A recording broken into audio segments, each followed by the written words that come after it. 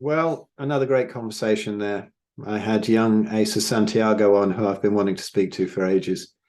And it was a fantastic conversation. He is so knowledgeable. He's so young as well. Amazing knowledge he's gathered. So what do we get into? We got into cleansing and which ones work and which don't, what doesn't work. What else do we get into? We got into when the carnivore diet doesn't work, or some problems that are not quite so well identified with the carnivore diet, or at least the adaptation to it, and the problems that might be there that it doesn't sort out immediately like a magic bullet.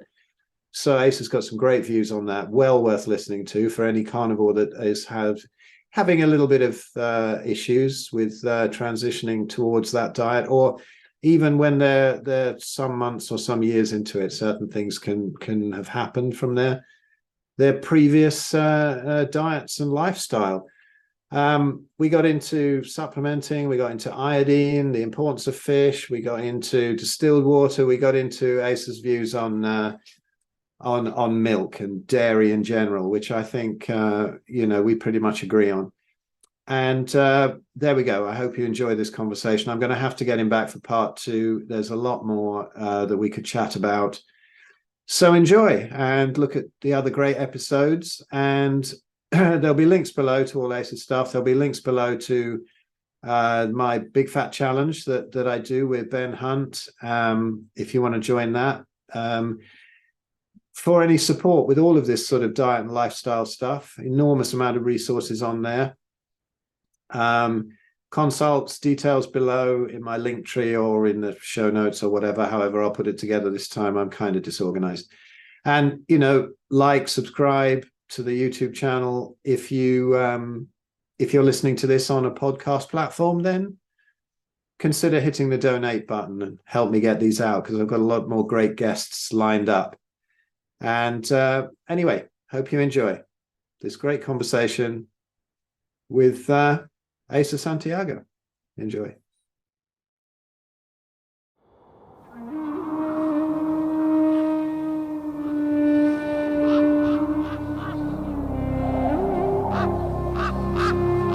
Son of a lighthouse keeper, through cons and a wishing well, prayed for a love to call his own, a love to break the spell. Right, well, welcome back, everybody, to this latest episode of the Red Pill Buddhas podcast. And this is one I've been looking forward to for a while. And this dude, Asa Santiago, I've been wanting to get him on for a while. And I've got to say, I mean, he's probably several years younger than my oldest son. And yet every time I see a post of his, I'm like, where the fuck do you get all this knowledge, mate? It's amazing. And it absolutely fascinates me. And, I'm known as this sort of hardcore carnivore, and I'm really not, because I think we all should be open to being wrong and sort of sorting out the little discrepancies in our knowledge. And Asa has so many amazing views on so many things. So let's get into it. Asa, thank you for coming on, man. Hey, thanks for having me. Yeah, you're welcome. Look, I there's a podcast you did recently with Brendan Murphy, and I was listening to that today, and you went a lot into your personal story. And so I'm going to link that underneath if anybody wants to hear that in more detail, because it was really interesting and kind of entertaining too. So I'm going to link that underneath, but kind of a bit more briefly, how have you managed to gather this much info on all this health stuff in such a short time, really? I think. I mean, are you studying this like 23 hours a day? I'm 100 years older than you, and I think that I've been studying forever, and yet you blow me away with so much stuff. How'd you come to all of this? It goes hand in hand with kind of my past a little bit, but I was unschooled after middle school, and that might have been a big part of it. My mother kind of broke apart the box, so to speak. A lot of kids, when they go to public school, private school, even homeschool, they're getting put into a certain kind of box and learning sphere that they have to operate within. So I was pretty much unhinged, in a sense. But even back then, I had such bad ADD/ADHD. I was real incapable of focusing on anything but something that I'm really, really into. And, that's pretty typical of people who have ADD. But I would say that, with mine, and I don't know that this is something that happens with everyone who has ADD/ADHD, is like real obsessive patterns. And that's what caused me to learn very rapidly. I would read anywhere from, and this is, sorry, to give some context, when I was 22, I had a romantic failure, and then it led to me seeing my health problems. That led me to becoming obsessed about health. Prior to that, I was still always a perfectionist with everything. The first job I had was Starbucks. I had to know everything within their gigantic log of rules that they had. I was probably the worst person to work with, but like also the best employee. And I've changed since then. I'm not anything like that anymore. But I've always been that way, like real particular about details. So that is probably more part of my nature more than it is like ADD or anything. But I started to obsess about my health, so that ended up pushing into that. And I started with articles first. Like Dr. Axe was like the first guy, and then Dr. Eric Berg. I was interested in what they were saying, but I'm really discerning, and also largely because of my mother's influence on that. She taught me to be this way, to question everything and everyone at all times.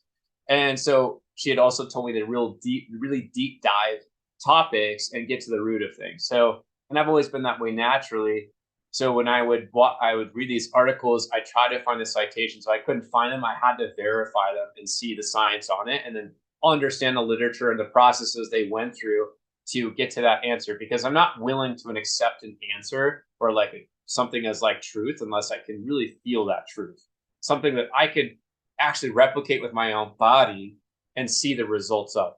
And so that's always been my life and mission with all of that, is representing that truth and the merits structure of it all. So I never recommended anything to anyone I don't think works in a sense that I've used it myself or with others.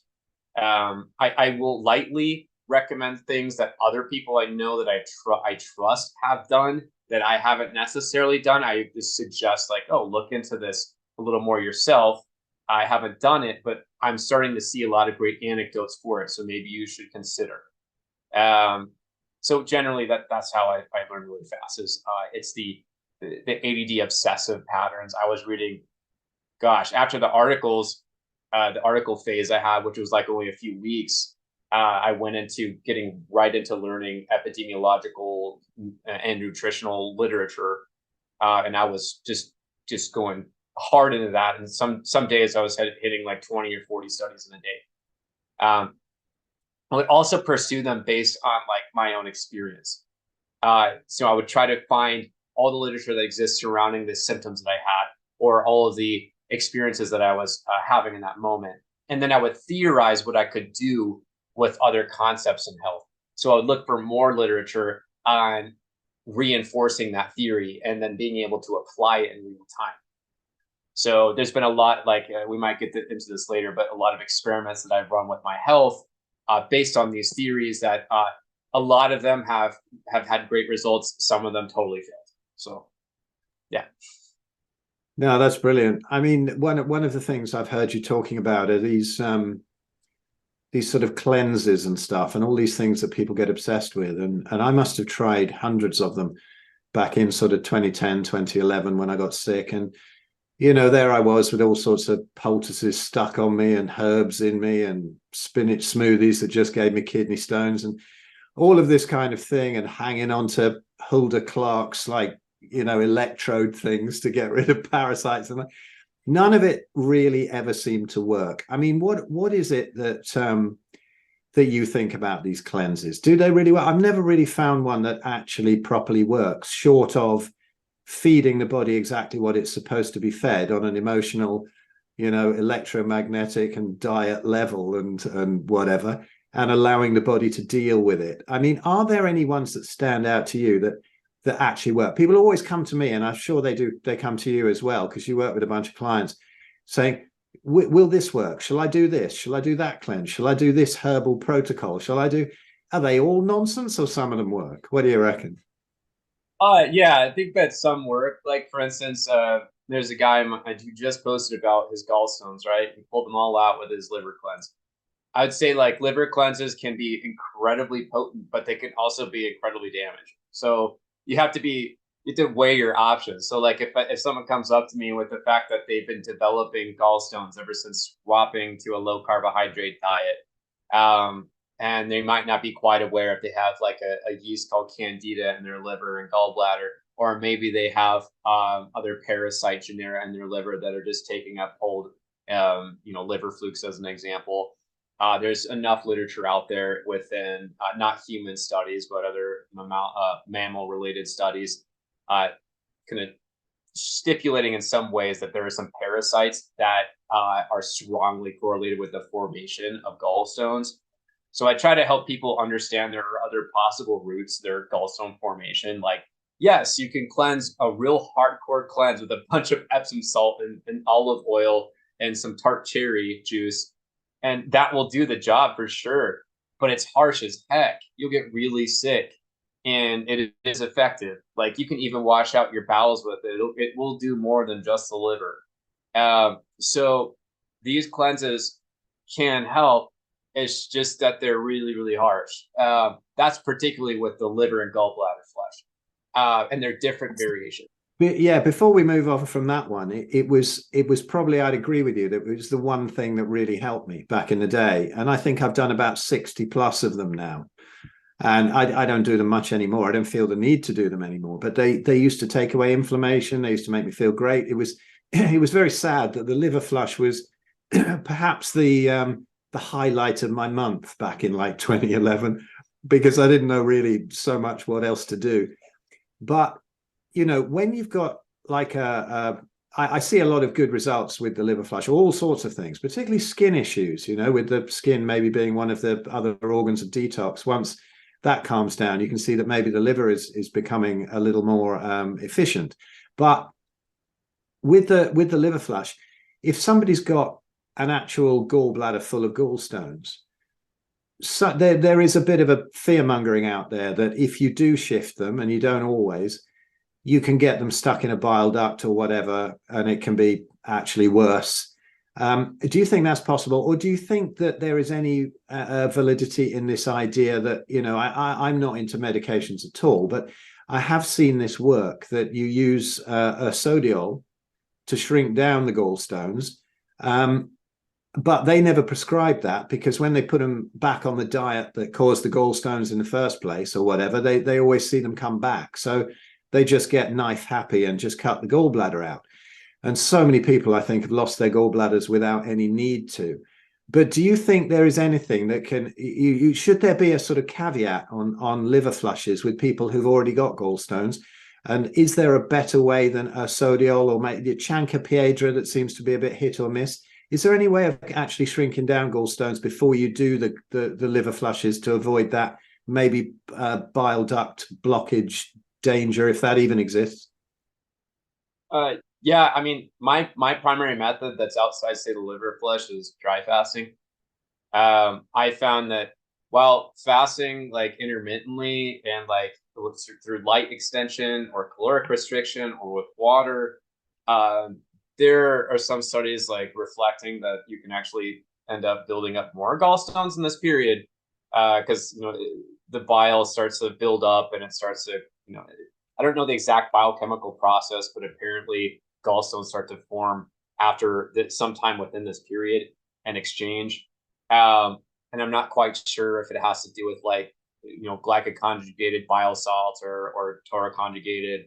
Not quite sure the biochemistry there between that, cholesterol, and the whole 9 yards. But I don't necessarily give that much credence but then again, like I only really do dry fasting, so my whole paradigm is a little different. I sometimes do water fasting. So water fasting helps me to clear out like toxins in my system if I'm feeling really overburdened. So generally, like the first time I even heard about gallstones was and I'm like, it goes back to my experiential side. I had dry fasted 3.5 days, and this was the period that I was trying to make my body accept raw meat more efficiently. This is why it was really hard. It was like 3 or 4 years ago. I was going really hard into like raw carnivore diet, and my body was just not accepting the raw meat to the extent that other people might be able to.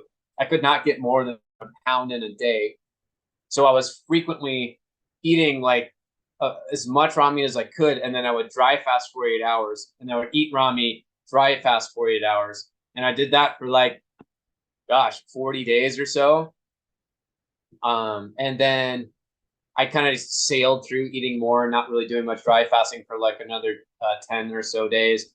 And then at the end of it, I ended up doing a 3.5 day dry fast. And with that, like right where underneath the liver, kind of anatomically, I felt this Band-Aid feeling sensation. And then within a day, what came out of me was like so many rocky yellowish green stone substances. So I was like, okay, what is that? And then I found it online. I realized they were gallstones. So I was like, oh wow, crazy. So dry fasting pulls out gallstones.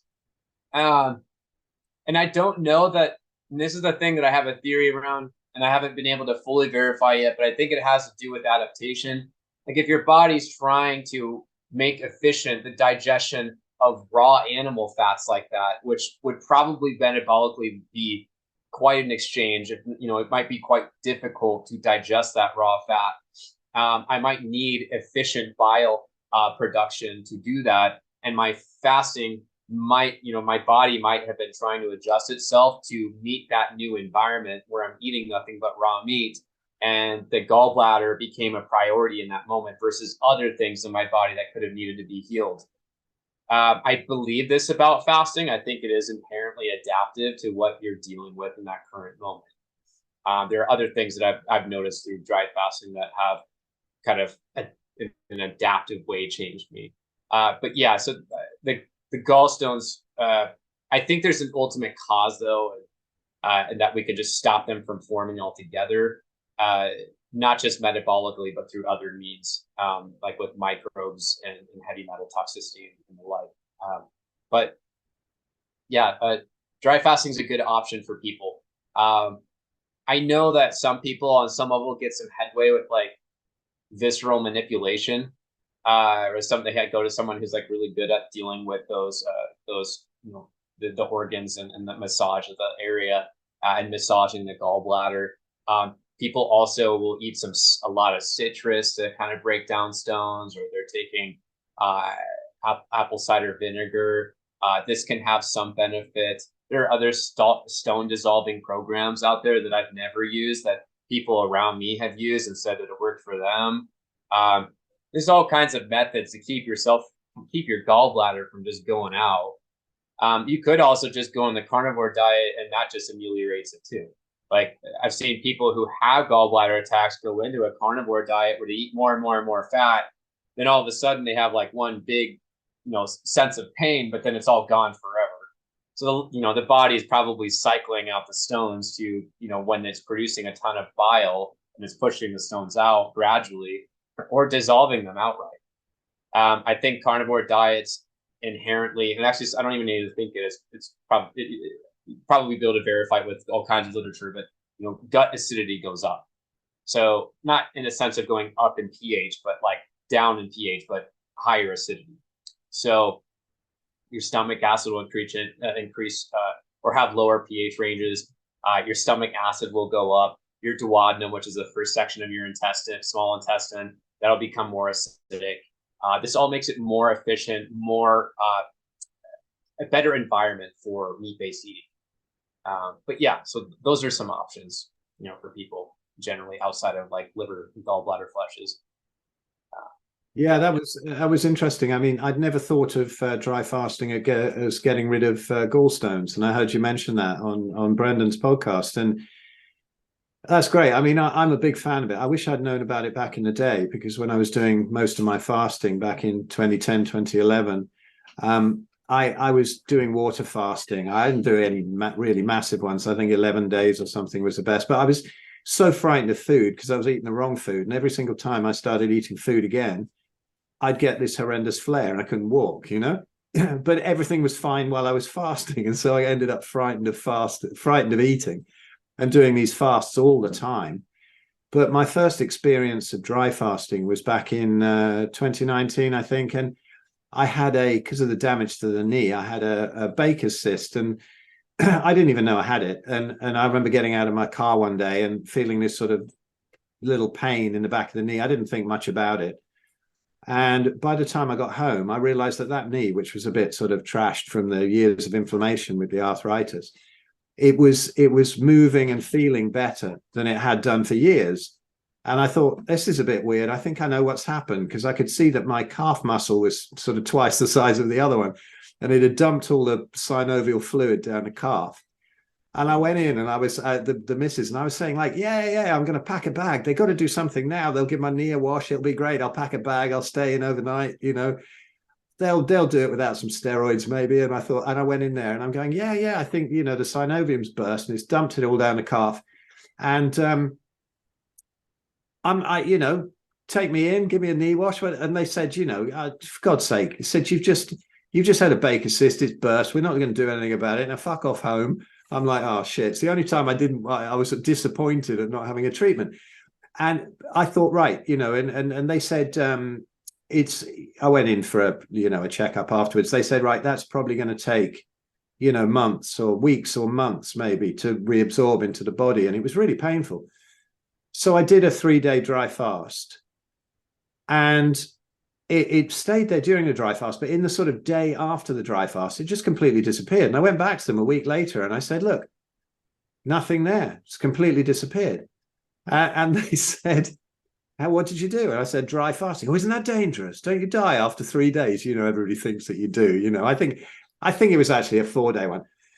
But it's amazing at mopping up all that sort of unnecessary cellular and intracellular water. And it goes after so many things. But the idea that it can get rid of gallstones as well is really interesting.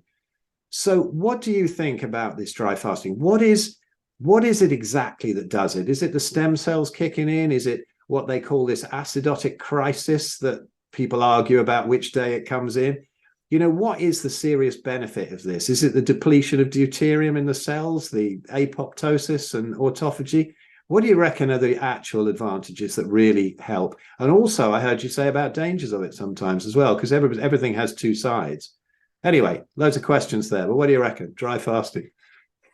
Yeah, I think of it as just a more efficient model of water fasting, but then water fasting has different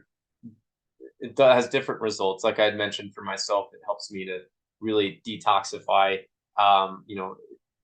It helps my lymphatic system get more action more rapidly. So if I'm getting overburdened by toxins that are coming out during the dry fast, for instance, if I'm going into a dry fast, like for instance, today, I just ended a dry fast at about 68 hours dry. So almost 3 days.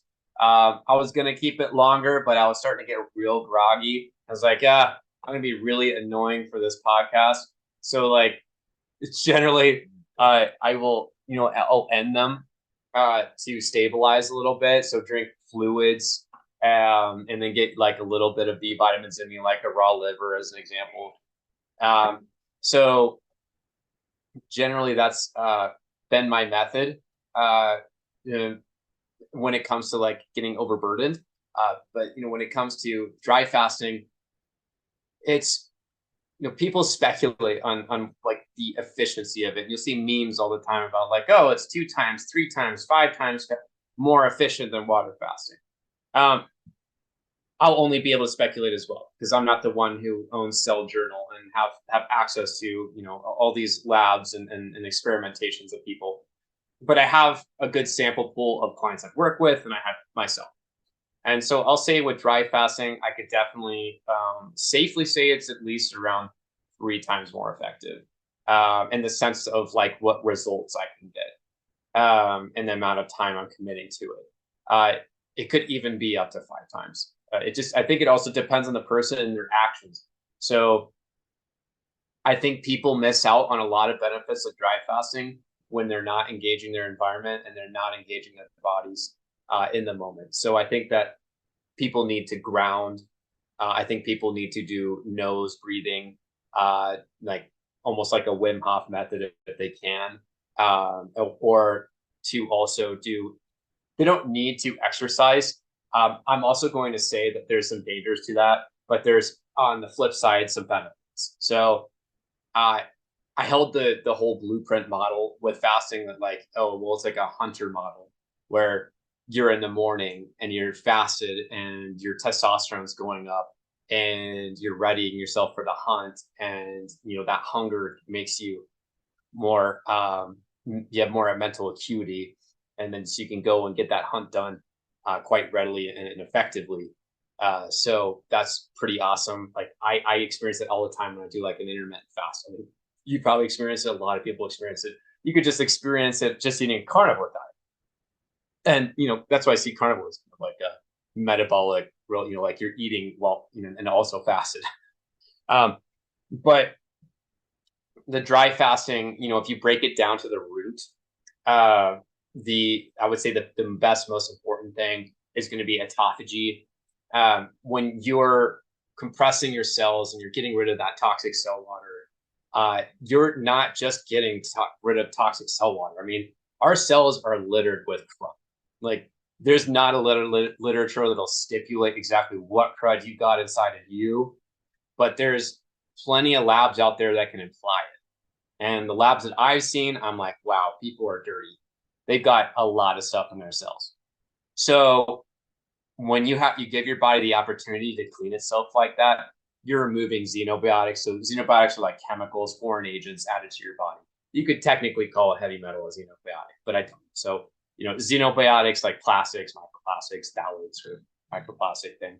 Sorry about that. But generally, they're when they're in the cell like that, they can cause anything from like methylation disruption to general cellular dysfunction with converting energy with or creating energy with ATP and the electron transport chain.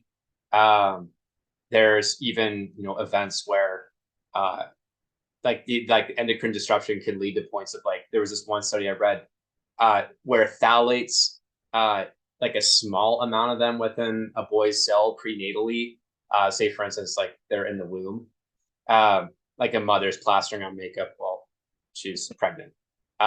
This can make that kid like slightly effeminate or incredibly masculine, like overaggression status, if they have too many phthalates in their cells.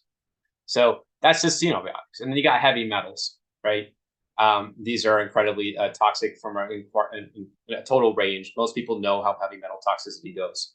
You've got lead, you've got mercury, I think and some imbalances too, like minerals. If you overdose the magnesium, you send in too much zinc, too much copper. These create imbalances that are nearly just as bad of a problem. But within the cell, it's really important to clear the heavy metals, the xenobiotics, and the microbes out. So there's tons of intracellular microbes. This is the one that I'm a little more specialized in. I wouldn't be able to deep dive on ionomics with you about like mineral balancing and whatnot. But I know lightly the whole process. But when it comes to microbes, most important part is understanding that there are specific kinds that they're eukaryotic, so they have a cell wall, a nucleus. They're smarter and they're bigger than like a prokaryote, which is a bacteria or archaea. And so if like fungi and parasites access your cell, it's so much worse than like the xenobiotics and the heavy metals, because they'll pull things into the cell. They could pull xenobiotics and they can pull heavy metals and whatever they want. And further too, they can take over cellular machinery. This is where I actually believe cancer is primarily caused. I think that when cellular machinery is taken over by these these, parasites or fungi, this is a point where the immune system gets involved, and then you eventually have cellular clumping, and that can eventually turn into a malignancy. That's a whole other topic, but that might be why paleomedicine is so successful with using carnivore diets to put cancer patients into remission, because a carnivore diet is inherently incredibly good for suppressing the effects of pathogens across the board. So like they won't have access to the glucose primarily from like a hybridized diet. Standard American diet has plenty of it. They can eat, have a whole buffet. But with carnivore, they got to change their game. They got to go in hiding most of the time. So anyway, autophagy is really, really important for the cell in the sense of getting rid of what's in there and replacing it. Next, I would say is stem cells. So stem cells are activated after about a day and a half dry, about 3 days with water at the very least. If you're going off the 2 times model of water versus dry. But it's all speculation, really. You can't absolutely verify that from one person to another. But I'll say from my experience, a day and a half dry is going to, I'll safely say that you're going to get some innate immune system regeneration. So when the stem cells are activated, innate immune cells start to come into supply again. And it's not that they're inept anymore. They're actually getting the opportunity to, I'm going to say that they relearn. People call it the innate immune system. They've been saying this in the medical world for over 100 years now, that they don't learn. I don't believe that.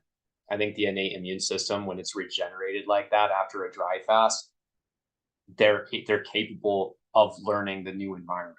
And that's just how the immune system is supposed to be working, but no one in society fasts. So now they're getting sick from everything underneath the sun.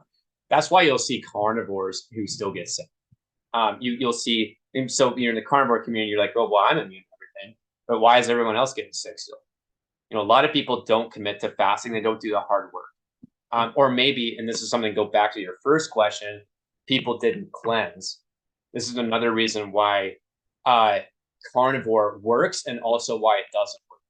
So some people will do carnivore and not get good results, and they get brief results, but then complex problems start to come in, and then they're seeking people out like me, like, well, I'm eating this lion diet, I've had these benefits, but I'm having other serious issues now. How do I fix it, Asa? But I usually tend to bring these people back to ideas of mineral balance and the dealing with the pathogens that you suppress with the carnivore diet. Like people in third world countries that come to me, like guaranteed they're probably going to have parasites loaded up throughout their intestine. And that's obviously going to interfere with the carnivore diet. So people, this is why I think it's important to cleanse, but you should do it smart. And that's where the difference is between the ones that work and the ones that don't work. It's kind of like this, I forgot the doctor's name, but he made a video about dealing with parasites. You should take all of these drugs, including fenbendazole, ivermectin, all of them, like in a regimented dose, but hit them really hard, like really go at all the parasites, because what happens is if you do a lower dose, they run away, they hide, and they drill through your intestinal lining, they might get in your pancreas, and then all of a sudden you have pancreatic cancer for no reason, but then there is that reason. So there's a way of doing it right, and with alternative methods, it's different, because if you use drugs like fenbendazole, they are more effective, but then you have more risks. So, and I also can't recommend to people professionally, because I'm not a medical doctor, the use of fenbendazole or things like ivermectin, but I could definitely teach people the biochemistry of it and how that might come as an event in your own body. But generally, you have to cleanse right. But yeah, to answer your question about the cells, fasting and the core benefits, my opinion is that autophagy is the most important, and then second is the stem cells being reactivated, and also just the ability to discipline yourself as a lifestyle technique. When you get into fasting, you start to become really proud of yourself. I've been really getting to this more in my practice of because I developed a new, it's not quite new, I've just been really quiet about it for a couple of years, that like there's this program that I run for people to shift their identities around to become more masculine as a man or more feminine as a woman. And there's a complex nature to the endocrine system involved in this and lifestyle patterns. So your own perspective as a man, you definitely need to respect yourself. It's not so much that you're getting respect from society, but it depends on the personality. Some people absolutely have to get respect from society to get respect for themselves. But generally that self-respect, super important. So fasting is crucial for that. And so when I work with people in just that plane, I'm still incorporating the fasting part because you need to develop self-discipline. And self-discipline is super, super important. So if you can make yourself proud that you did that hard thing, really, really important for your overall health, just having that good perspective and mentality going in. You know, it's not just about diet. It's not just about exercise. It's usually all of the above. So that's those would be like the top three in my perspective as far as benefits are concerned with fasting, as far as merits are concerned, and what benefits I've gotten from it and what I've seen others get. So no, that's brilliant, and that's something that people don't often talk about is that self-confidence and that sort of, you know, that comes from something like that, some self-discipline and accomplishment. I remember when I was running a gym in the late 90s, I used to get the same thing from 20 rep squats because they're so horrific. You know, you do them so heavy so that you'd rather murder your own mother than do anything past 8, but you carry on to the 20 and they're so effective. But they're so nasty that you get butterflies like 2 days out from the set thinking, oh my God, I've got to go through that. But once you've gone through it, you put that thing back on the rack and collapse on the floor, you think, actually, most other things in life are really nowhere near that hard. And it's cool. Same thing with dry fasting. And it's funny with dry fasting, I don't know if there's something like my lymphatic system shouting at me, but I always feel like pulling out the rebounder and doing a little bit of that. I mean, not much exercise, but there's something about rebounding and dry fasting for me. It's like just a little bit of that, and it seems to get things moving. I don't know, but that's just, again, my intuition, nothing solid behind it. But this is interesting about the carnivore thing. Like I know Sophia pretty well, and she's been on the podcast, and I've known her for quite some time. And she's great, but she's real straight down the line. You know, it's all you need to do is eat fatty meat and whatever. And she goes, no, you never need to fast. And she says that she sees really weird blood work when people are fasting. But I would kind of challenge that, because I always like to sort of challenge things that anybody says and say that, well, maybe that's exactly what the body's supposed to look like, whatever it's doing when you're doing the fasting, right? It might look a bit weird compared to when she has them on just the PKD diet. But I mean, that is very effective without a doubt. But to be able to do the dry fasting as well, I think that combination of it is interesting. And you also mentioned that you were sort of doing some dry fasting and then alternating that with a bit of feasting. And this is interesting because at that conference, when I first met Sophia, and Jeremy Ayres was there and a few other people, and there was a guy called Bruce Duvet, and he's been holed up somewhere in Dublin for many years fixing people's cancer, and he's been doing it on a 3-day fasting, 1-day feasting protocol.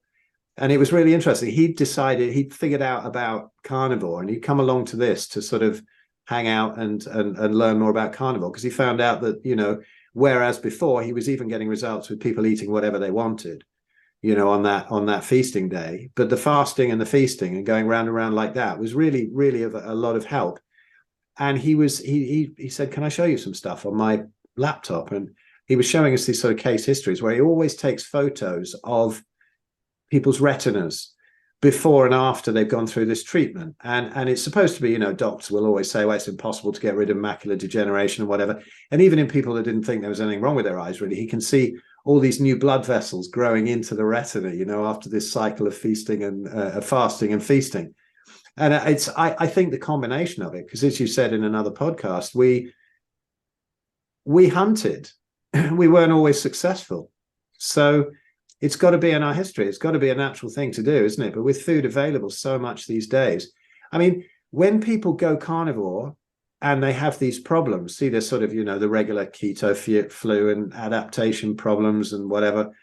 And also maybe the oxalate dumping. I mean, I've been there, I had kidney stones, I've had all kinds of crazy things.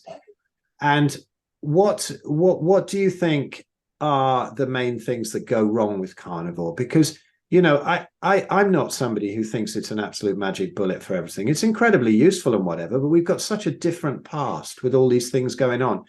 What are some of the things that you are seeing failing in the carnivore diet, or at least people having trouble adapting to it in the early stages or even late stages? What are the main things you're seeing? I'd say a lot of the challenges can be based in like triglycerides, and they're not being oxidized well in the bloodstream. Like someone's like not getting the right omega-3, omega-6 ratio. A lot of people eat entirely ruminant based, and it's all conventional cattle. And this might be higher in omega-6, and they're incorporating bacon too on a regular basis, more omega-6. And then they don't do any of the EPA and DHA, like they don't do any fish, or they don't find a means of balancing those. Like that's one primary reason why people fail the carnivore diet. I think people also have latent problems, like I had mentioned, with parasites and fungus. They can all make the diet really complicated.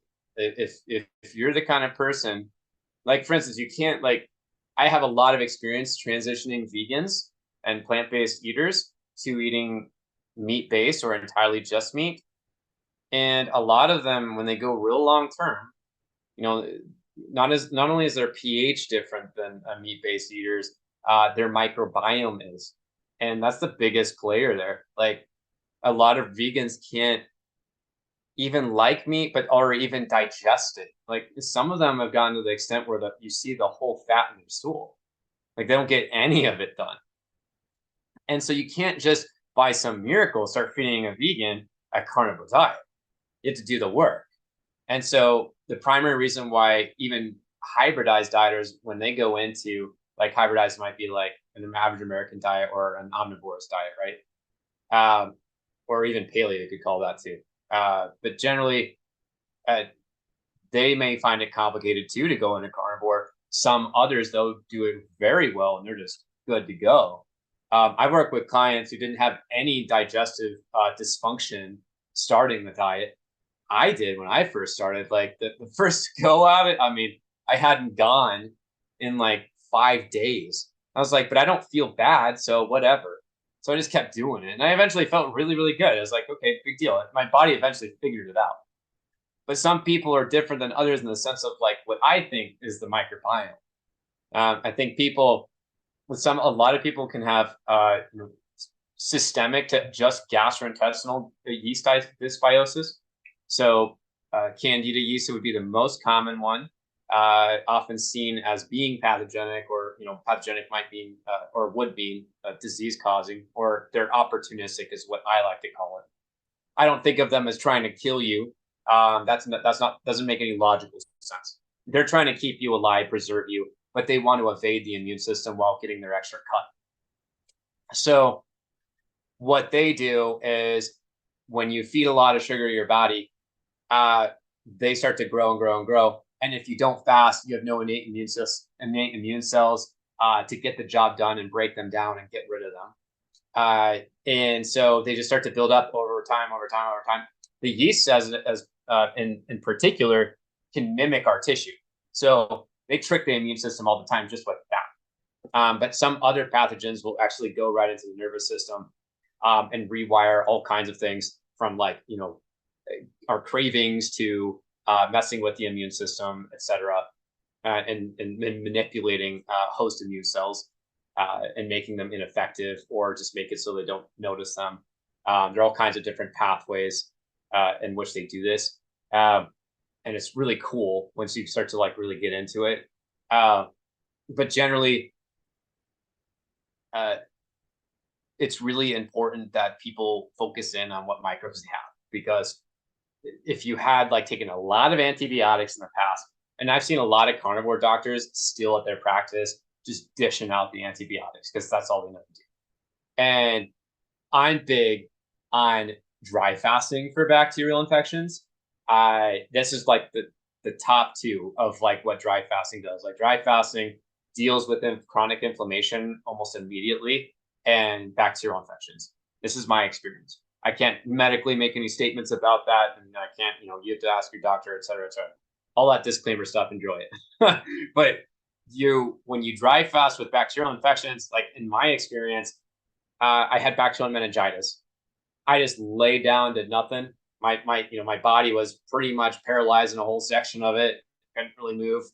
And so I was like, yeah, well, I had the utmost faith for some reason. I wasn't afraid at all. I just knew the dry fast would take care of it. I'd never seen any literature on it. I'd never seen anything that could verify it, but I just had my theories around the stem cell research and innate immune cells. So it's like, well, technically, I should survive this if my immune system is in a really hyperactive state during the fast. And there is literature proving this, even with intermittent fasting, that the immune system is way more active during a fasted period. So that kind of concretely, in a way, just told me psychologically that I'd make it through it, because otherwise, yeah, I guess I would be doomed. But I was not taking antibiotics. So anyway, I dry fasted. By day 3.5, it was completely gone. But I kept it going. I went to like 6.5 days of that dry fast. On day 5, I was like so limber and like ready to just go exercise. Went and climbed a tree. And so that's what like is the difference. Like right now, like today, I woke up for day 3 and I'm like feeling absolutely miserable. But then I'm realizing, well, I've been through these fasts before. There's always a period of feeling absolutely miserable. And then eventually your body starts to get rid of the toxins and you're right back at it again. And you're always going to have the energy and the water on some level if you're efficiently breaking down fats and making endogenous water sources or making more energy. So generally, like, I don't have a fear around dry fasting, at least for me, because my body's more efficient at breaking down fats. But yeah, so I'm branching off too much here, but I know that the microbiome is the most important to make a carnivore diet efficient. Like a really great example is Maggie White. You've heard of her, right? I feel like most carnivores have. She's, that one who's been 65 years eating carnivore on her ranch out in Canada. She's 82 and she looks gorgeous. She's literally looks half her age. Like some people exaggerate that. I'm absolutely not exaggerating. And she's a real hard worker. All she does is take care of that ranch all day, it seems like, right? And this is what she's doing. I remember Anthony recently, I heard him say about when he was visiting her, and Anthony Chafee, and he said that he saw her sort of leap over a fence and wrestle some massive bull back into some paddock or something. And she's like 82. He's rolling out of bed 9:30 in the morning. She's up at 5. She's already done half a day's work before he gets out. Amazing. Yeah. Really cool. Yeah. There's some Canadians out there, man. I just got flown out to a ranch in Canada. He was kind of like a fan of my stuff, and he's a really cool guy. And he's doing 20-hour days, like no problem. Like, what the heck, dude? And is it Canadians or just that particular area in Canada? Anyway, but yeah, so that's really impressive to me. Like, she's definitely top 3, if not the number 1, like most healthy person that exists today, if she's performing at that level, in my experience of what I've observed over time, and the way that she looks, the way she lives her life. But I like to explain to people why hers works and others don't. Like the people that I've worked with in the past who grew up on a farm, these people are, even if they took antibiotics, it's so much easier for them to swing back with gastrointestinal health than anyone else. And that started to make me realize and research more and find stuff on various journals. At this point, I was using friends' keys to like get into scientific journals I couldn't afford to pay for, and so I found some research on prenatal health and the microbiome. Like when you do a C-section, and especially nosocomial, like in a hospital setting,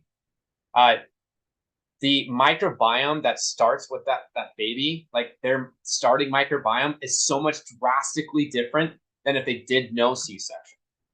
And now if you took them out of the nosocomial space and you did like a birth out in the woods, it's a huge difference.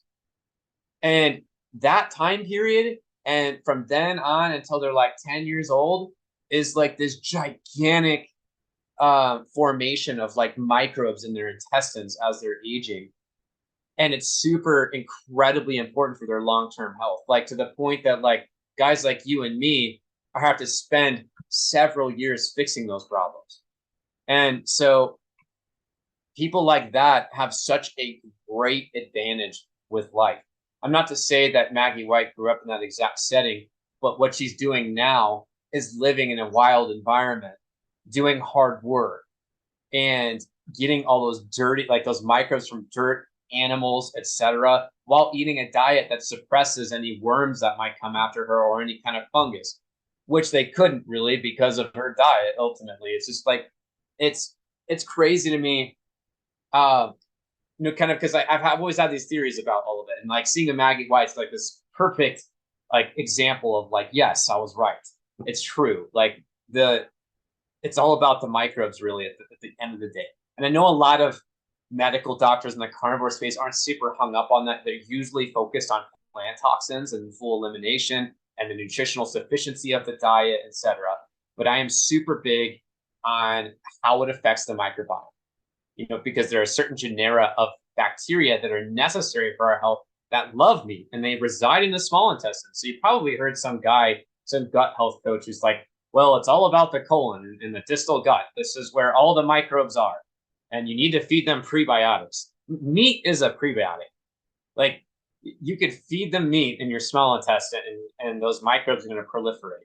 Problem is, with vegans, problem is with people who don't do carnivore well, as that intestinal dysbiosis of your duodenum, your jejunum, your ileum, these three sections of your small intestine, this can cause you to have more fungus take over that environment, or say parasites.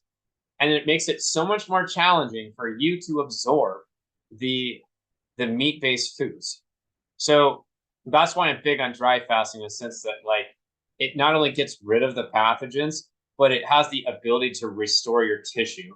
So like if you're a celiac person and your microvilli are all flattened out and you can't absorb nutrition because the microvilli help you absorb the nutrition in the bloodstream, dry fasting in theory could regenerate them. I absolutely believe that. I will take that to my grave. I have no literature on that, but I know it works. I know it would work. Because I've seen people get to these functional results through cyclically dry fasting and eventually regenerating their entire system. Dry fasting is giving your body the ability to repair everything. Like, there's some amazing things out there. There's like a paraplegic guy. No, he was actually quadriplegic, and he fell off a horse and all that. And he didn't even know it was the fasting. Like, he told me that because he was fat, being stuck in a bed for 4 years because of the, you know, full body paralysis, he didn't dry fast, but he water fasted 187 days. And what came out of that was him able to walk again. And I was like, okay, well, that was the fasting, brother. Maybe you just had a pinched nerve at the end of the day, but fasting will fix that too. You know, fasting can theoretically fix anything.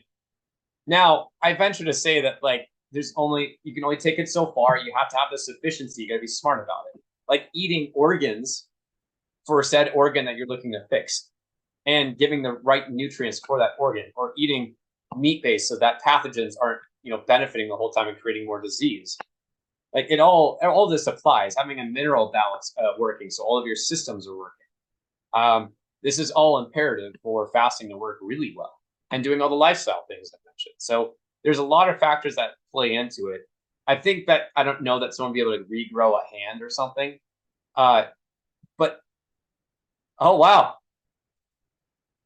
Well, Phil, I mean, yeah, finger. I've never managed to regrow that. However much steak I eat, it's not happened. Yeah.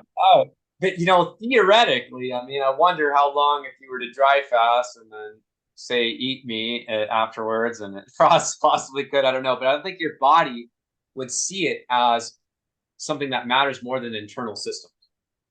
Yeah. So I at this point, I'm at least 95% certain that fasting, no matter if it's dry or not, your body is trying to adjust to its current environment.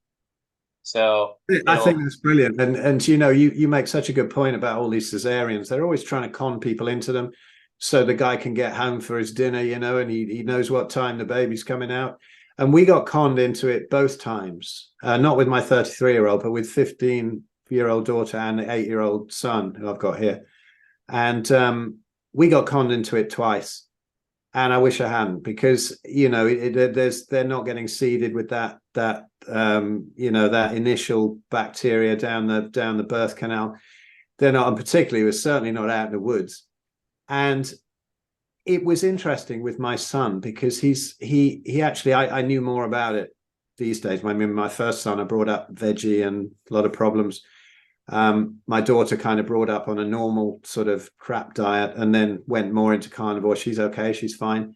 But my son, who's 8, he had issues early on. He had a load of eczema and stuff like that, even though all he had was breast milk and meat. And it took a while. It's fixed it now, but it took a while.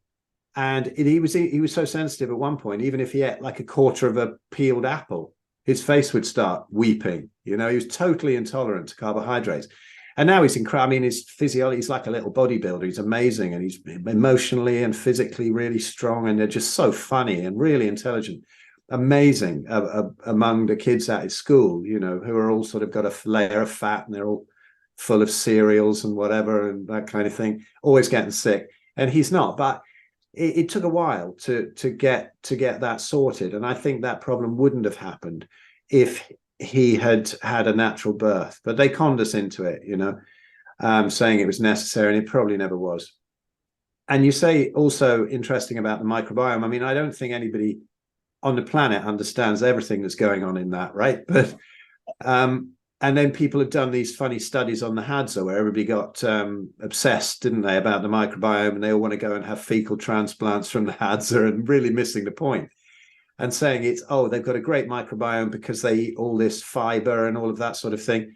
And actually they don't. If you see the people, I had Mary Ruddick on my podcast, and you hear other people who've gone to stay with them, and quite often they just chew it and spit most of the fiber out. But it's more that they're out there, isn't it, with their hands in the dirt, and they're not washing their hands, and they're drinking the sort of water that would really upset any Westerner, but keeps them sorted with that diverse microbiome. And who knows what sort of microbiome we're supposed to have. It varies for so many things, but I love this idea of the dry fasting and how much it can fix. I mean, I've read some of the sort of Russian research on it, and also listened to all of August Dunning's stuff and whatever on his Phoenix Protocol YouTube channel and book. But there seems to be this sort of magical point of 11 days that everybody seems to go for sort of blowing up pancreatic cancer or something.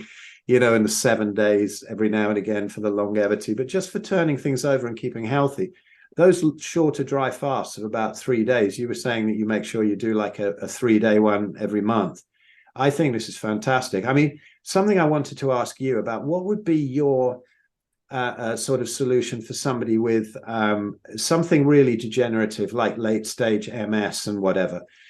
Because I find that those people, because it's not necessarily painful, that I get people coming to me with arthritis. They're very motivated because it fucking hurts, but with MS, there seems to be also a different mindset, which might be why it's gone into MS and not into the joints, different emotional makeup, different traumas, all sorts. But what would you do with that? Because, as far as I can see from what most people say, Sophia at Paleomedicina and whatever, if you've got something in the gut, it's quicker to heal, then things like the joints. But then when it gets into the sort of dural sheaths of the nerves and whatever, not much blood supply, it can be a lot slower to heal. What would be your approach with somebody who was sort of, pretty much wheelchair bound or even bed bound with late stage MS or something like that? I'd like to find the root of it. So there are various pathogens I think are suspect in the whole paradigm. I don't think it's inherent in much other things. I think it's typical for pathogens to become opportunistic in the areas that people have MS. So that's typically how I operate with like my brain is I'm thinking about the pathways certain microbes go to and like to be in and what they like to manipulate. And there are only like certain genera and species of microbes can only colonize certain areas, like molds would be in the esophagus or the lungs, or through your surface tissue getting in your lymphatic system and your bloodstream, right? So say for instance someone has non-Hodgkin's lymphoma, can very much be a mold, and it could also very much be a parasite. Parasites love the bloodstream. So generally that perspective is what I bring to others, and so I help them to look to the root, so they could go and get their own mycotoxin test and to see what they have circulating in their bloodstream as far as mycotoxins are concerned. This would be probably the first one I would look to with MS. Second, I would look to doing like an OAT, which is an organic acid test, for understanding what kind of yeast metabolites someone has in their bloodstream. This can point to another direction of a possible cause. But even if you were to find mold or yeast, the way to break them down and win ultimately is very similar. The thing with mold, though, is it's aerobic in nature, so it can only colonize certain areas of the body, but it is more prolific in these areas than a yeast. So it's very hard to get rid of them. So you can't just like hope that when you send in some antifungal into your gastrointestinal tract, it's going to get up into your bloodstream and actually break down the whole issue. So this is typically what I like to do is still stabilize the gastrointestinal tract, get the microbiome in there working. Hope that the immune system finds some use with other means of, say, for instance, most of the people I work with, I don't send them on carnivore. Like that's very few people. Most people, I get them on a low carbohydrate diet that's low oxalate. Typically cruciferous vegetables, alliums, these are lower in oxalate. Just have to be worrisome. Like if they have FODMAP sensitivity or goitrogens, you have to have iodine in their diet, etc. But generally, they might take like oregano oil, or they might take raw coconut oil, or they might take grapefruit seed extract. Grapefruit seed extract, I would say, is probably the most potent for like candida yeast. It can also destroy mold. And based on the literature, I believe grapefruit seed extract is actually more bioavailable and capable of getting to other areas of the body than others, than like oregano oil. But there's not a lot that I've seen that really makes that like a very clear statement. Like if you have systemic mold and you're actually seeing people ameliorate it with said extract. What I tend to do is operate with the gut, that creates a foundation, and then work upward. So, and when you're working upward, you're trying to coach someone into leaving an environment that caused the mold. Number one, the most important thing is getting away from it. Okay. Just stop feeding it. Stop letting it get into your skin every day of your life. Like that's what's killing you. Because I've worked with people for years who have been going from place to place to place, and places that have mold. And now they're living in this constant state of paranoia. It's like, oh my gosh, that at that point, you start to get crazy. You're like, oh my gosh, because it gets into your clothes, gets into your furniture. And then you have to get to this point of like, okay, well, does the ammonia work to clean these surfaces or like my clothes? It doesn't always do that. So it's complicated because even if it cleared out 80% of the mycotoxins, that person who is now very much mold sensitive, its immune system freaks out anytime it sees a mycotoxin. They're going to be debilitated just with like a small interaction with spores. So it makes it a really, really complicated paradigm. So typically I end up working with people who are really like sometimes bedridden, and it's so much harder to deal with that. And so when I look at MS, I'm like, that's a similar example. And so you need to change the environment no matter what. So being in a nosocomial setting, if you're bedridden in a hospital, you're kind of making your situation worse. Maybe that hospital has no mold in it, but that hospital also has almost no bacteria. That's what's so dangerous about a nosocomial environment. Like, you need to be around bacteria. Bacteria are your saving grace. So those are the guys that I send into the gastrointestinal tract that I know get into the bloodstream or could get into the bloodstream. So bacteria are probiotics, and in a lot of ways help the immune system to go after pathogens that are all over the body. For instance, I've taken my mother, she took a probiotic that I typically use with clients. She was trying to go after like a yeast issue, and it started to ameliorate the problem. Though at one point when she took them, she ended up getting inflammation in her aortic valve. And this is a dangerous situation because if the inflammation persists, you have to go to the hospital and get it all dealt with. And the chances of survival have a certain percentage. And I forget the percentage. But I just told her, like, real commonly, I'm like, Mom, I'm absolutely certain that if you fast this right now, it's going to go down. And so it was weird to me because, like, my mom's always been, like, focused on being the caretaker and, like, being the one who heals everyone. And for her to listen to me like that was like, wow. But she did. She dry fasted for about 48 hours and the inflammation went down.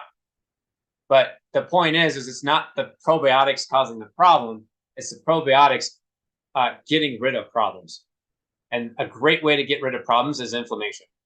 Macrophages, like the type 1 macrophages, they'll just go in, shell a bomb, inflammation storm, and then you got type 2 macrophages that are supposed to go in to clear it all up, right? I think Dr. Tenpenny was talking about how the whole COVID vaccine thing was causing people to lose functionality with the type 2 macrophages, so people would have chronic inflammation without it being dealt with. Technically, though, like if you were to dry fast and regenerate that innate immune system, you'd probably be able to get them back in action again.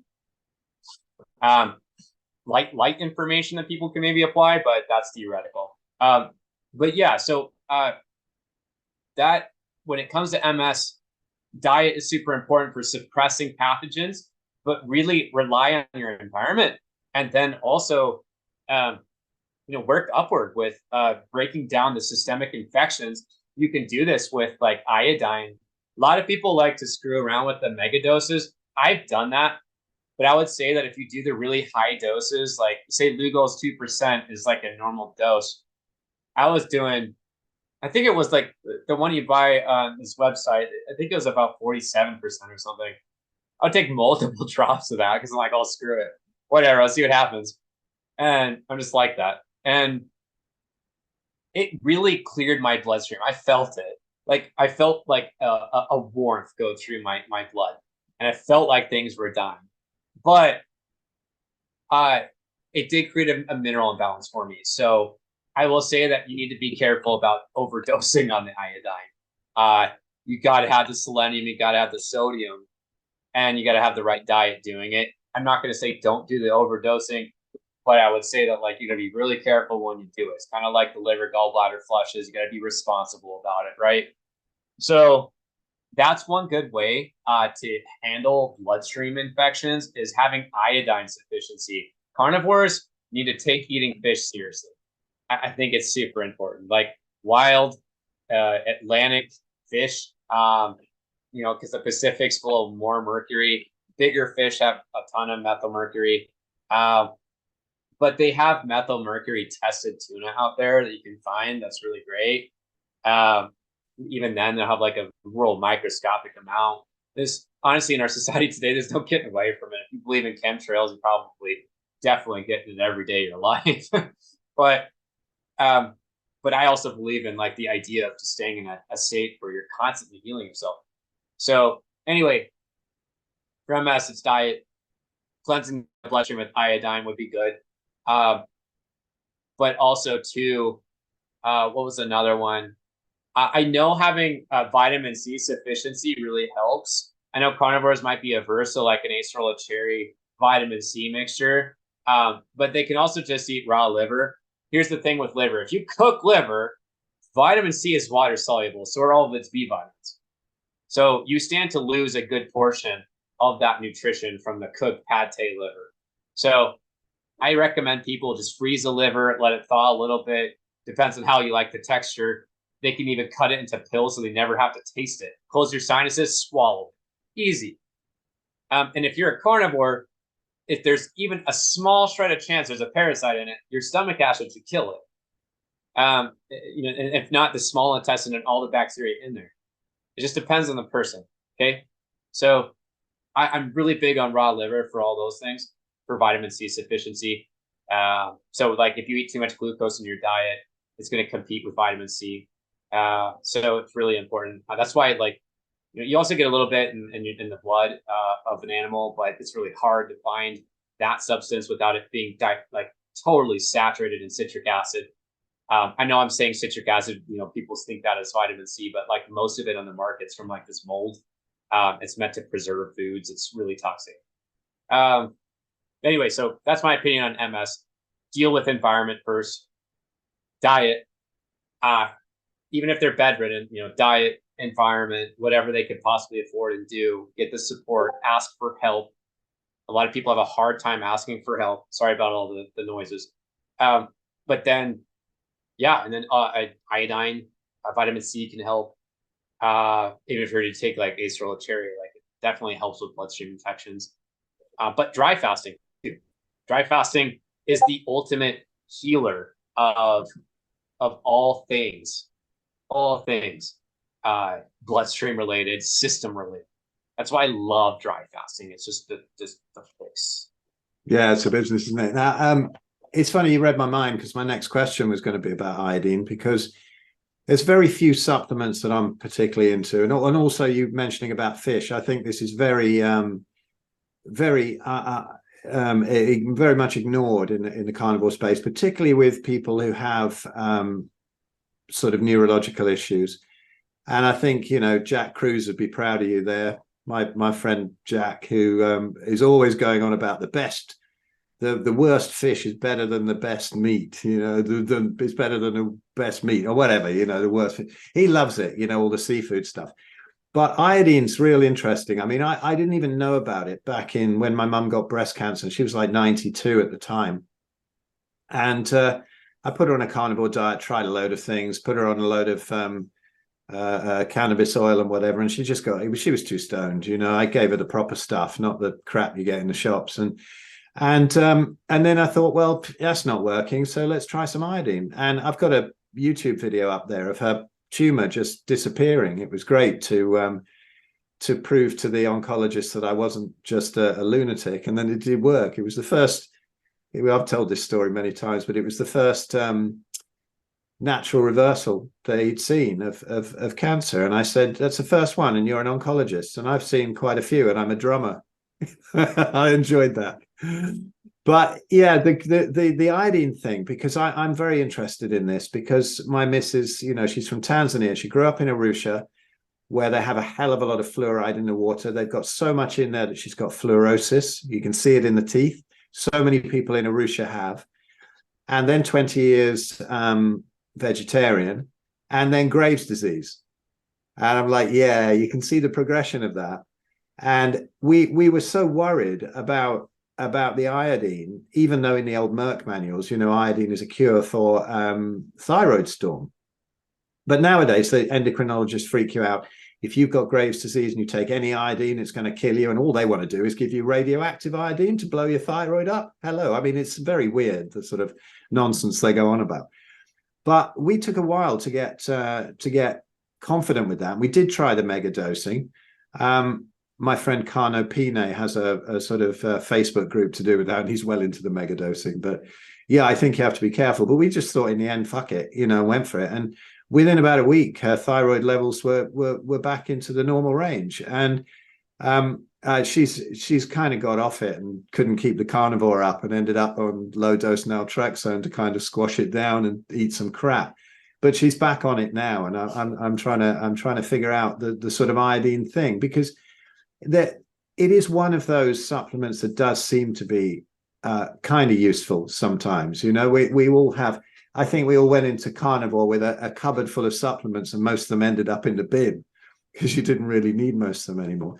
But the iodine thing is particularly useful. What would you say then about, people who Graves is a little more rare, but I mean, pretty much everybody seems to have Hashimoto's these days.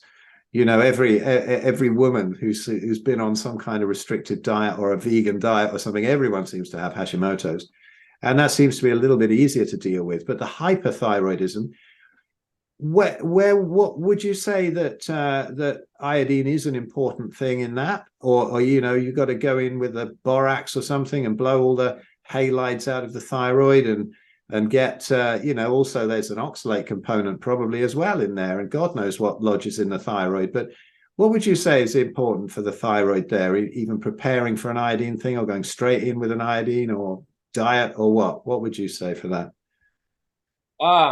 The thyroid's really complicated. I think it's a system issue more than an organ issue, right? It's a downstream effect. You got all the organs in the brain that affect the thyroid. There's various axes that go through the thyroid. And so when you work from the gut, it ends up going up to those organs in the brain, and then that goes down to the thyroid. So another thing too is you have to keep in mind, a lot of people are a lot more systemically infected than we think in society. I think infections can reside in the area, if not completely populate the tissue there. And that can be one component. And one way to help the thyroid in that situation would be iodine sufficiency. I do see the credence of the larger doses, because as our society today, we don't get enough iodine through daily consumption of food.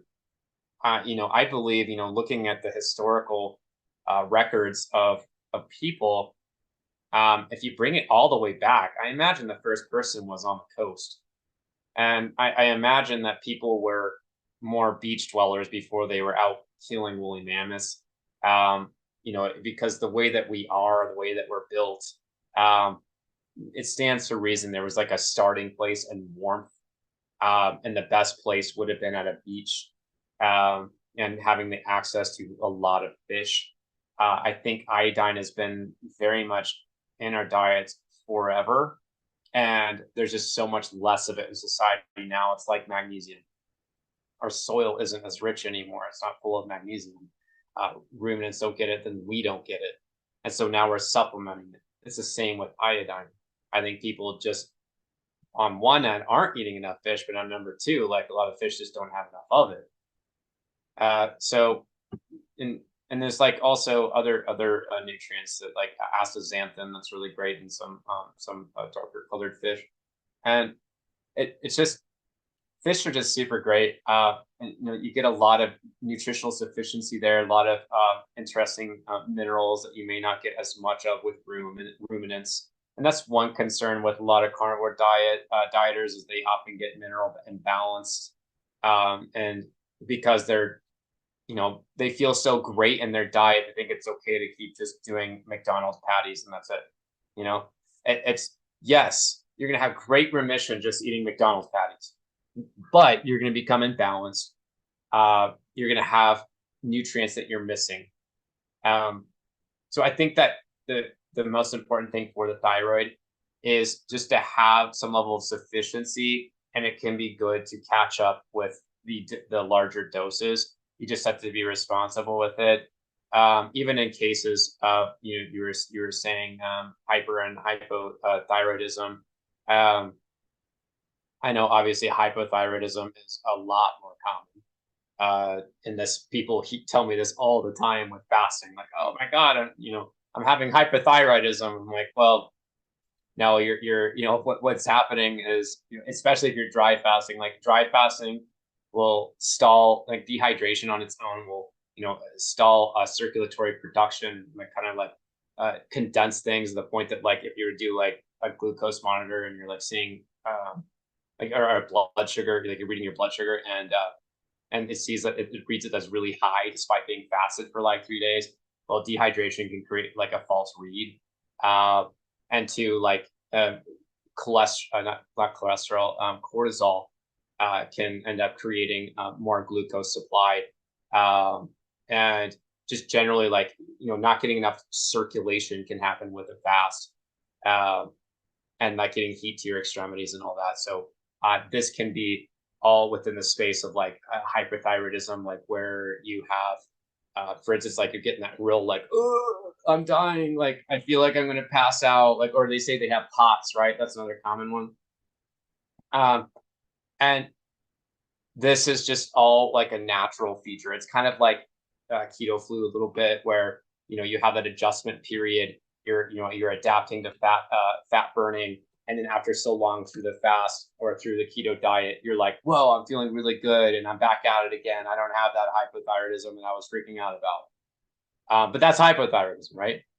And when it comes to hyperthyroidism, I think like when I think about that, I just think about sufficiency, and I think about fasting to balance out the issue. Even though like people might be really afraid to fast while they're like that, I still believe the body regulates in that situation. I don't think it's going to lead you to dying. It just doesn't make any sense.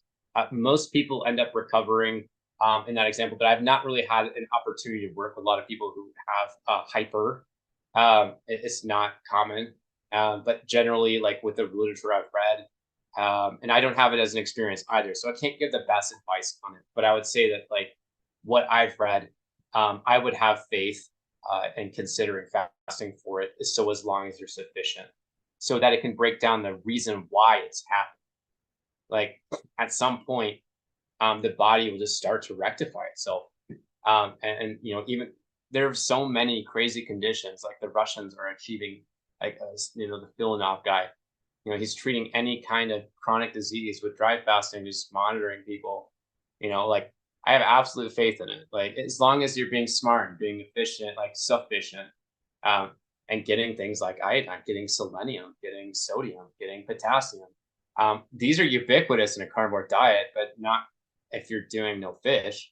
If you're doing no fish, then you can end up screwing up like the selenium side of things, maybe molybdenum and manganese. Just depends. So on someone's choices with their carnivore diet. And I think they should be smarter about it. And I think that while people are talking crud about organs, I think organs are incredibly important. Another thing we can get into is vitamin A toxicity. I love that topic. Yeah, I know. I'd love to get into that. I'm going to have to get you back for another part, but there's just one more thing I'd like to ask you about on this part, and that is, there's so much. Oh God, there was two things. There was the distilled water and the raw milk, and leave the distilled water for the moment. Just quickly, good or bad? When I took a load of distilled water, it was back when I was eating kind of vegan, and so I found that ridiculous website Aquarius the Water Bearer. And I thought, right, I've got to have a load of distilled water, and I've got to have a big distiller. And so I was drinking like a gallon of it a day, and I ended up not having any sense of taste or smell as all the zinc had gone out of my body. And I think that was probably because my diet was also insufficient. But so I think people who drink distilled water on a carnivore diet, probably not so many problems. And where are you on water and distilled water and stuff? Damn, I got these two questions to get in. No, that'd be good. So distilled water, I think, is really good for you. I just wouldn't do it with water fasting because, it's like if I'm correct, it's vaporized water, and so you're getting like the most pure form of water, but that water also might be mineral insufficient, and so it's going to pull in minerals. Yeah. So that's the primary fallacy with water fasting and extending it, is that no matter what water you're using, it's a solvent and it's taking minerals with it. Distilled water is like magnifying that. So I would do distilled water for every other situation, not even every other situation. I'd prefer spring source over anything.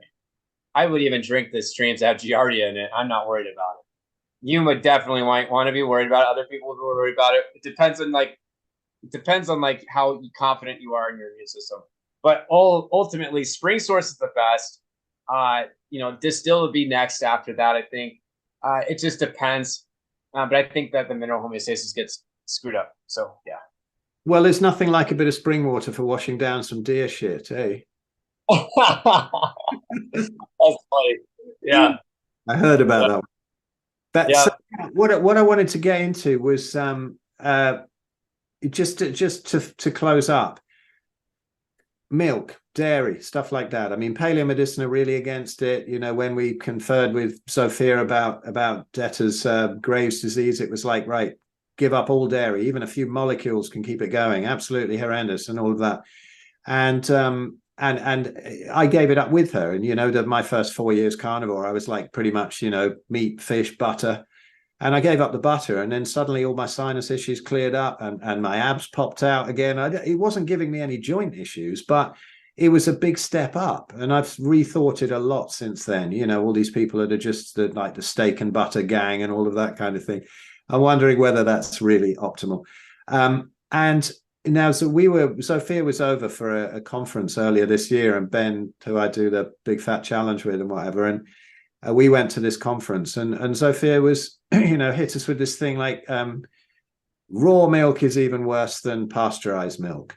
And so we did a little video with her while we were out for this walk, and then I had her on the podcast and whatever. And people get so upset about this because it's a real sacred cow for them, isn't it? The raw milk is the way to heal and all of that kind of thing. But I think ancestrally it's probably, you know, not that necessary. But you know, the raw milk. You were saying earlier on that you know, oh no, that was earlier on today.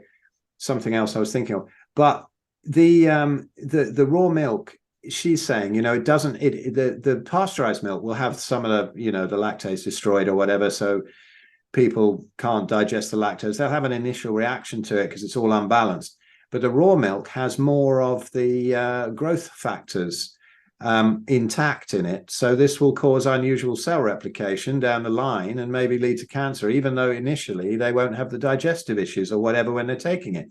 So do you think there's any place for dairy in the human diet? Or, you know, where's your view on that? I'm real middle of the road about it. I'll use it for some people and others not, but I'll also say it's not natural for someone after the age of 6 to consume it. Now, like, we're supposed to lose the lactase enzyme, supposed to be gone, but we perpetually consume it. If you look at our blueprint model for out in the wild, I mean, if you're out hunting, you know, before all of the agriculture and before all of the livestock farming, you just had hunting pretty much and some foraging. And there was no like consuming dairy as an adult. It was just mother's breast milk. So I don't think of it as a natural model, but I can think of it as therapeutic for specific people. Like, there are people that I've worked with who've done the carnivore diet who have extremely bad situations, like with their liver, and they're having a situation with gaining weight. You know, that's one big problem with carnivore. If you're eating lion, it's hard to like gain mass and fat. And so this guy might be an example, or gal, to help them gain extra weight really fast because of, as you mentioned, there's a lot of growth hormones involved. But the calf is supposed to have the androgens that are in that raw milk, the estrogens, to enable their growth and to excel. It's very much natural for the calf. And when people consume it, it's almost like HRT, hormone replacement therapy. So if you're working with someone who's past the age of 45, who struggles as a man to get testosterone, his reads like 300, you could dose him with raw milk and probably go up.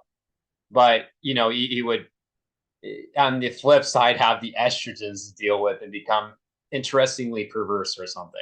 It just depends. There are a lot of programs that I've run in the past that I don't do publicly, that I've had to remove raw milk from people's diets or pasteurize milk from their diets to alter their whole paradigm and around thoughts for people and relationships.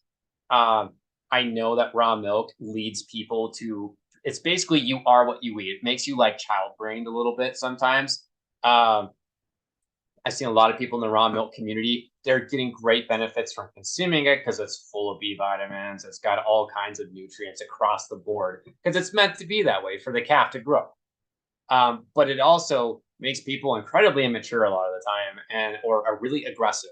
Like if I was debating a carnivore who's consuming cheese, pasteurized dairy, or raw milk, and they're at a point where they're disagreeing with me and they're starting to get frustrated, they tend to like get real emotional a lot quicker than the person who's like on the zero carb Zen spectrum of just eating meat. This is my experience. I do a lot of debate. So, and I also know it from my experience, I get more frustrated and more willing to contend others when I'm consuming dairy, raw or not. Raw milk is better. It's more bioavailable. I have less digestion issues if I consume it. It helps me to gain weight for long fasting periods. So it just really depends. Because like for me, I'm an ectomorph. Me on a carnivore diet, just meat, really, really hard for me to gain weight. And so sometimes I'll use the raw milk, but I have to understand though that like raw milk causes me other issues.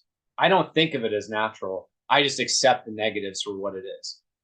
It's less inflammatory for me, but it's full of hormones. So I just get jacked like, whoa, I'm feeling like, whoa, but then also it's got the estrogen. So I'm getting overly emotional sometimes. And it just messes with you. The raw milk community, like they do not like it when I say stuff like that about the hormones. I'm like, the literature is right there. You get E1, E2, E3, E4, all in the raw milk, bioavailable, ready to go. It's going to hit your cells. So that is one reality, is that there are benefits with the HRT, there are negatives with it. There is a way of gaining weight, etc. And as the lady you mentioned was mentioning, I think you said Sarah, I hadn't heard about it being connected to cancer, but I could possibly believe that. I know that certain pathogens have a strong preference for dairy. So that's another thing to be aware of, is the microbiome you're creating surrounding that dairy consumption. So you're creating a childlike microbiome. I mean, we know like 0.01% of the field of the microgenderome. So that's basically microbes that specifically deal with your endocrine system, your hormones.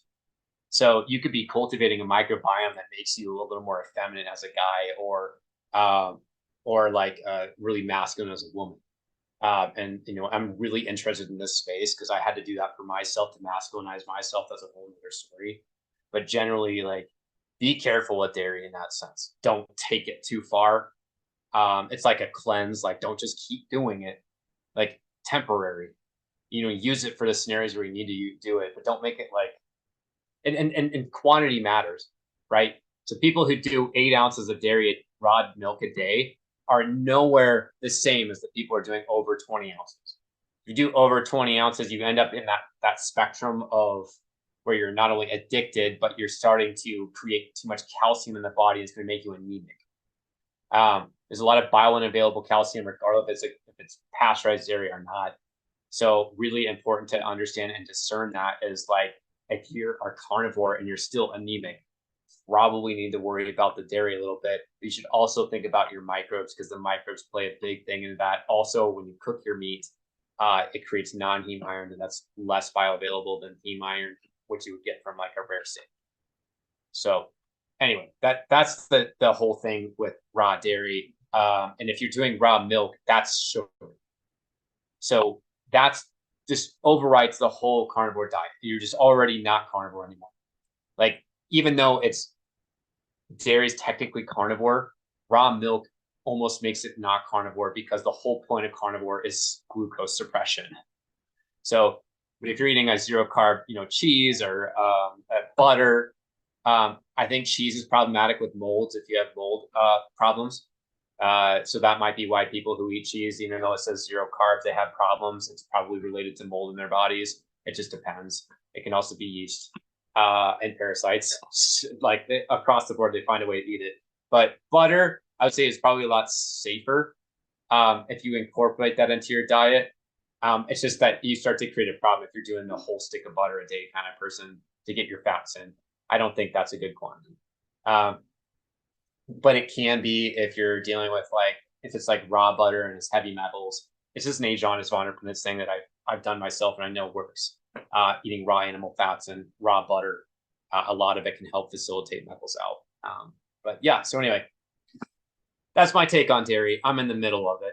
I know the benefits, I know the negatives for the most part. No, that's the really balanced view. Very good points. Asa, listen, I'm going to stop it here on this one because I could just go on forever. I got a ton of things we could chat about. I have to get you back on, man. Thank you so much. And as usual, before you go, well, first of all, I'll say anybody listening to this, have a look down below because Asa got into a bit of the hormonal thing here, but really listen to his backstory and whatever. Have a listen to the Brendan Murphy interview that he did because it's real interesting.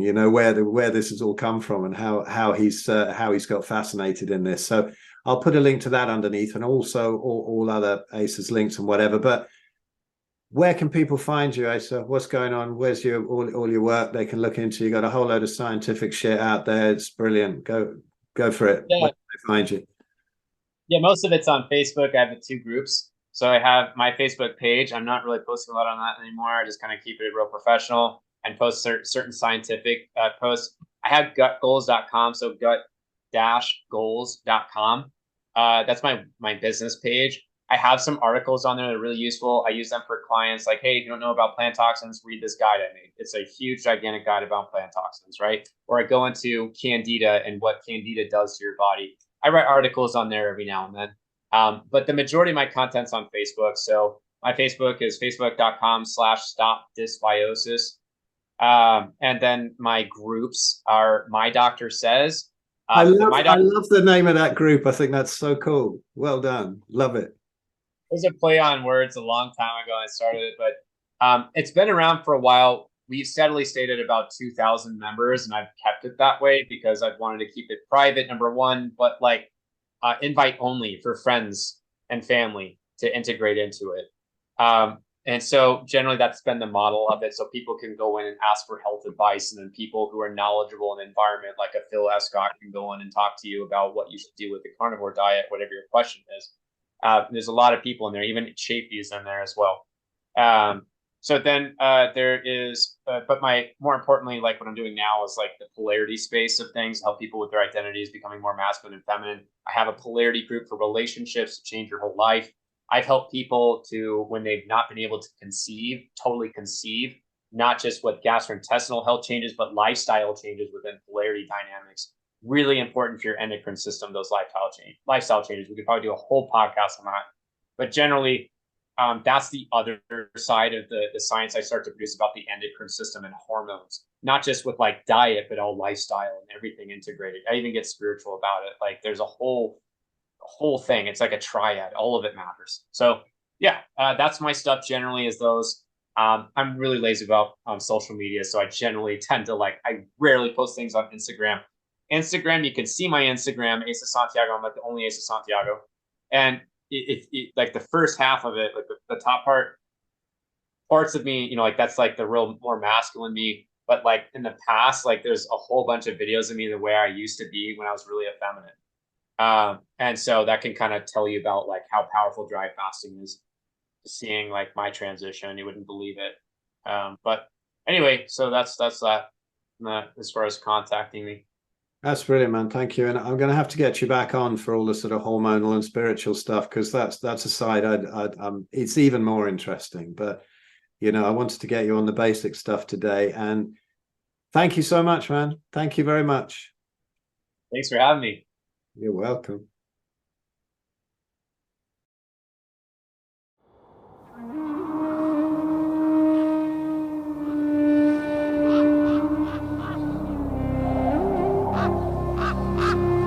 Son of a lighthouse keeper, through cons and a wishing well.